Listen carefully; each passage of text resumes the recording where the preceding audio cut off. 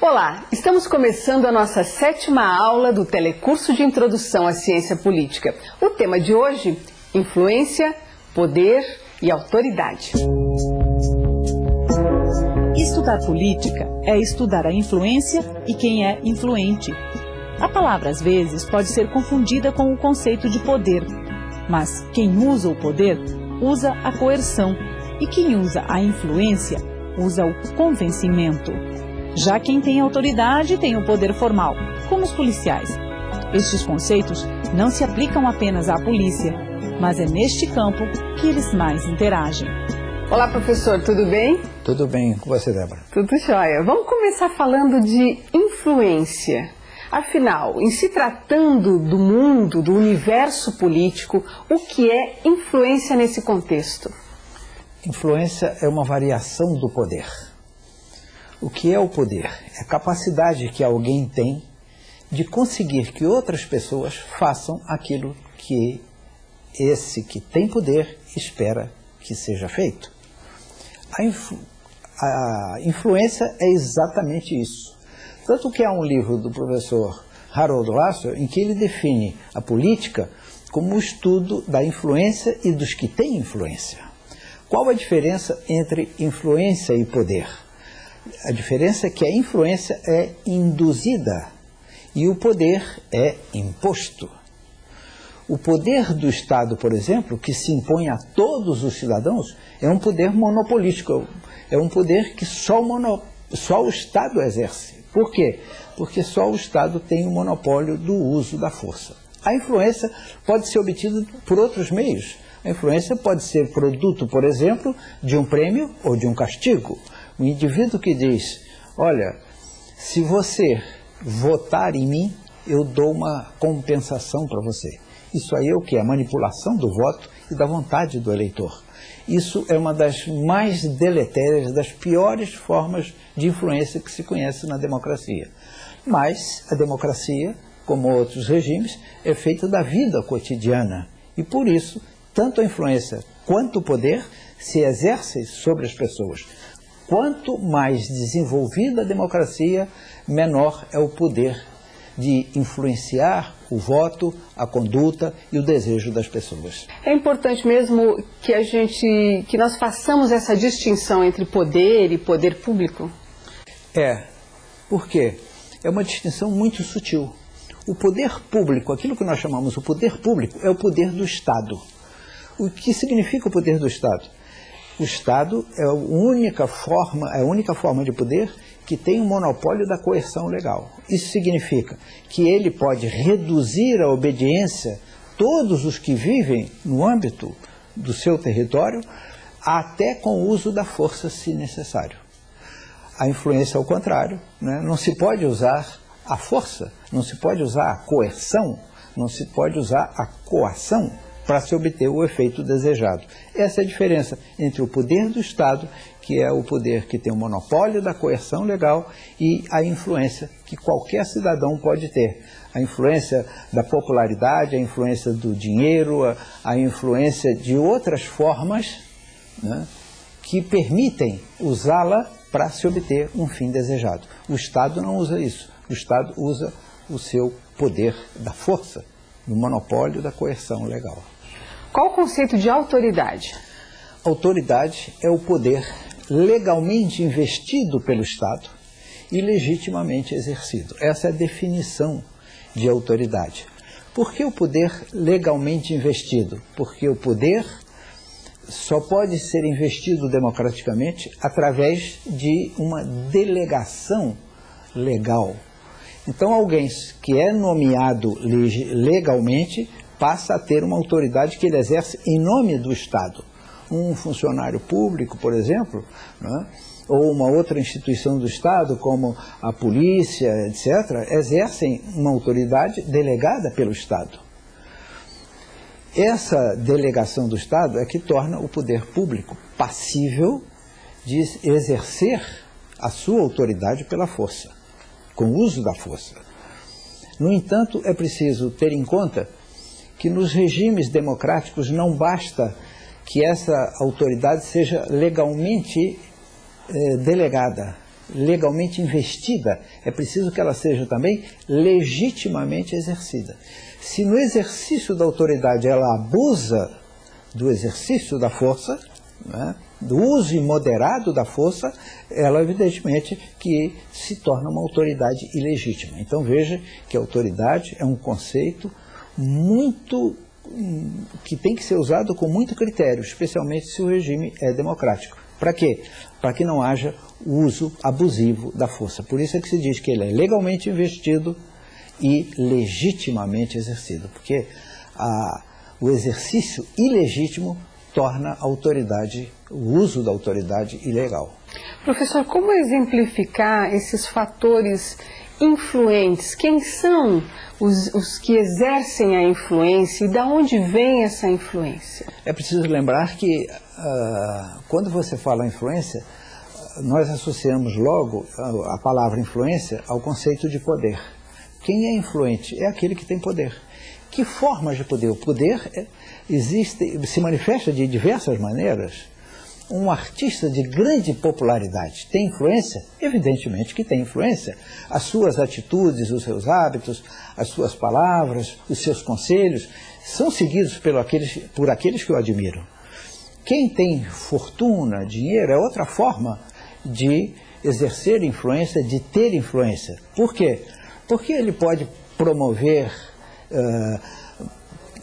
não só a acumulação do capital em seu próprio benefício, como ele pode promover também, usar esse recurso para obter que outros adotem a atitude que ele espera que adote. Quem faz, por exemplo, um patrocínio de uma exposição, o patrocínio de um espetáculo esportivo atrai o interesse das pessoas. Isso tudo envolve dinheiro, isso tudo envolve poder, e tudo isso envolve influência. Então, é influente aquele que tem alguma forma de conhecimento, de habilidade, de aptidões que os demais não têm. Você pode falar em poder religioso ou influência religiosa, você pode falar em poder intelectual ou influência intelectual, poder artístico, influência artística. Os instrumentos são os mais diversos. Os mais diversos. Autoridade. Quem tem autoridade necessariamente sempre terá o poder e a influência? Não.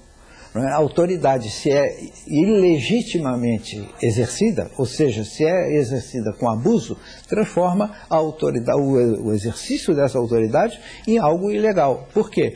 Porque no Estado de Direito, até o exercício da autoridade tem que ser regulado pela lei. Se ele exerce essa autoridade além dos limites que a lei lhe concede, ele perde essa autoridade. Por quê? Porque torna ilegítimo o seu poder. Então veja que influência, poder e autoridade estão ligados a dois outros conceitos, que é o conceito de legalidade e o conceito de legitimidade. O poder, a influência, etc., que não obtém, que é obtido e que é exercido fora desses padrões de legalidade e de legitimidade, são poderes que se tornam ilegítimos e ilegais. Professor, como é que um governo pode conviver tranquilamente, com equilíbrio, nesse universo de influências, poder e autoridade? Como administrar um país, como administrar um município, né? Se existe nesse universo político a influência, existe o poder relativo ou não, mas ele existe. A democracia é exatamente o regime que admite a existência de todos esses interesses conflitantes. E a política é o instrumento que se usa para tornar esses conflitos administráveis. Como esses conflitos podem ser administrados? Em primeiro lugar, pelo poder que o Estado tem de estabelecer os limites desses interesses, até onde eles podem ir. Se ele transcende, se ele extrapola o limite que a lei promulgada pelo Estado, estabelecida pelo Estado, que a lei prevê, evidentemente que ele é passível de punição. E o que a grande o grande segredo da democracia, a grande virtude da democracia, é exatamente conciliar esses interesses. E o instrumento que se usa para isso é exatamente a política. De que maneira? Eu cedo hoje para que você ceda amanhã. Eu cedo até onde eu posso ceder, e você não avança mais do que você possa avançar. Então é esse precário equilíbrio que faz da democracia o regime mais perfeito do mundo. Professor, no dia a dia da política e no nosso dia a dia como cidadãos, o que fica mais evidente, o que se vê acontecer com mais frequência, são as influências negativas. Aquelas que dizem respeito a um determinado grupo, a um determinado indivíduo, mas são interesses muito particulares que não vêm a beneficiar toda uma sociedade, ou pelo menos parte dela. Existe influência positiva? Existe influência. A influência de um grande escritor. Faz a sua obra, é lida pelos seus leitores, é admirado pelos que a leem, e aquilo serve de lição. Ele é fruto, ele tem uma influência que se exerce sobre pessoas que ele não conhece. Isso é uma influência altamente positiva, não é? Aqueles que têm atividade artística, têm talento para exercer uma atividade artística, exercem uma influência positiva. Por quê? Porque eles carregam a simpatia que lhes permite desfrutar dessa popularidade. Evidentemente que essa popularidade pode se tornar negativa se ele dá maus exemplos. Né? Mas enquanto ele der bons exemplos, aquilo é uma influência positiva que esse artista tem sobre aqueles que o admiram. Então, a vida intelectual, a vida artística e a vida política, aqueles que têm poder, né, podem exercê-lo não só em benefício das pessoas, pode exercê-lo também em detrimento das pessoas. Alguém que é eleito democraticamente se torna um ditador, evidentemente que essa é a influência mais negativa que você pode ter na política, né? Mas isso é uma influência que extrapola o Estado de Direito, etc., e por isso é condenável, e o regime democrático não admite esse tipo de influência.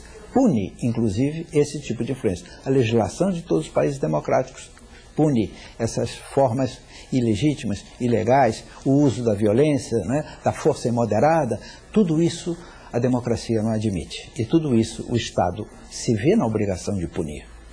O nosso contexto político brasileiro ainda é muito eivado de influências, de jogo de poder. Qual é o panorama político brasileiro quando o assunto é autoridade, poder e influência? Bom, é preciso lembrar que a política se exerce no âmbito da sociedade.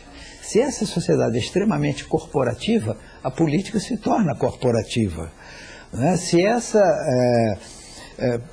a política é exercida em favor de uns em detrimento de outros, né, em prejuízo dos outros, essa política se torna também, perde o seu grau de legitimidade. Então, daí a importância da democracia administrar esses conflitos. Uma das definições que se dá de política é exatamente essa. O que é política? É a administração pacífica dos conflitos. De que maneira? De maneira persuasiva e não de maneira coercitiva. Se necessário, o Estado exerce o poder coercitivo. Mas a finalidade da política é exercer esse poder de forma persuasiva. E para isso a influência é fundamental. Se eu tenho um grande líder intelectual, artístico, ou religioso, ou político, que é capaz de persuadir as pessoas, né, ele terá tanto uma maior quantidade de poder, o maior poder, quanto mais persuasivo forem os argumentos que ele usa, as atitudes que toma e os conselhos que dá. Hoje nós convivemos muito com a influência sob a faceta da manipulação? Sem dúvida. Isso é a forma deformada, é a maneira deformada do exercício do poder, né? Quando nós falamos em democracia, falamos em eleição. Pode haver eleição sem que haja democracia, mas não pode haver democracia sem que haja eleição.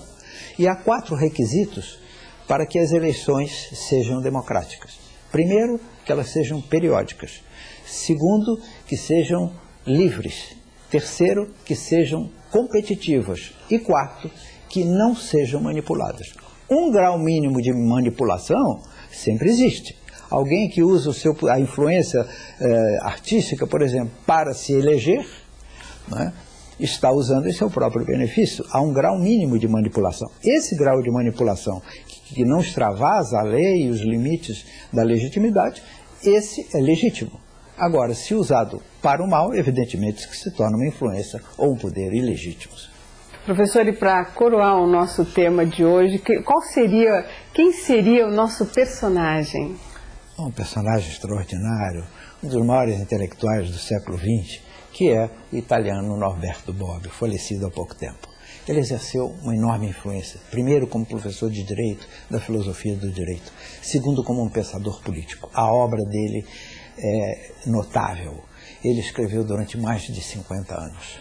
Exerceu uma influência enorme no seu país. Ele terminou a vida como senador vitalício, né? Esse cargo existe na Itália, mas a influência dele extrapolou muito a Itália, porque ele foi um grande liberal, e foi um grande liberal, ainda que pareça incrível, socialista. Ele foi quem divulgou a obra do Carlo Rossetti, que foi seguidor dele, que se chama exatamente o socialismo liberal. Algo que parece incompatível uma coisa com a outra, mas não é, e ele mostrou que não é. Porque a aspiração da liberdade vem sempre acompanhada da aspiração da igualdade. O socialismo faz uma coisa e o liberalismo faz outra. E essa é a grande lição que o Bobbio deixou para o mundo. Ainda temos muito que aprender. Sem dúvida. Muito, muito. E muito que nos aperfeiçoar. E para fechar a nossa aula de hoje, você fica com as nossas dicas dos estudos complementares.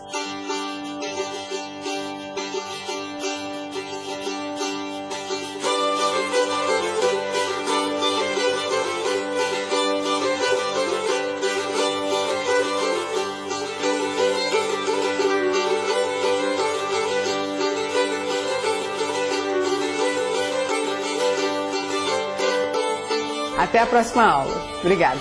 Tchau, professor. Tchau, até a próxima aula.